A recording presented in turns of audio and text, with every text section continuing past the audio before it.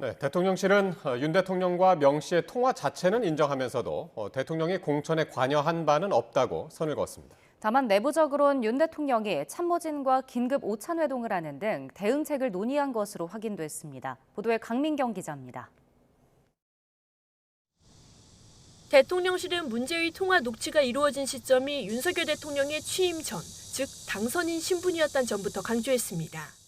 당시 윤 당선인은 공관위의 보고를 받은 적도 공천을 지시한 적도 없다며 당시 공천 결정권자는 이준석 당대표와 윤상현 공천관리위원장이었다고 설명했습니다. 김영선 전 의원의 공천을 둘러싼 통화 내용 자체에 대해서는 특별히 기억에 남을 정도로 중요한 내용이 아니었다는 게 대통령실의 입장입니다. 명태균 씨가 김영선 후보 공천을 계속 이야기하니까 윤 대통령이 그저 좋게 얘기한 것뿐이라는 겁니다.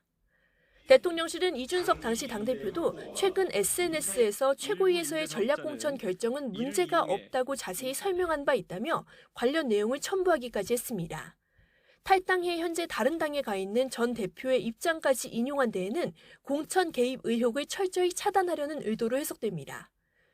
민주당의 통화 공개 이후 윤 대통령은 정진석 비서실장을 포함한 참모진 10여 명과 긴급 오찬 회동을 하며 대책을 논의했습니다.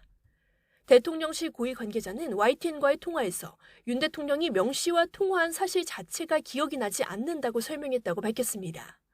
당선 축하 인사가 수백 통씩 오는 가운데 전화를 받은 것 같다며 대선 초반 관계가 있다 보니 전화를 받은 것 아니겠냐는 취지로 말했다고 덧붙였습니다. 오찬에 참석한 대통령실 관계자들은 윤 대통령이 이런 녹취가 공개된 데 대해 황당하고 어이없어 한다는 반응을 전하기도 했습니다.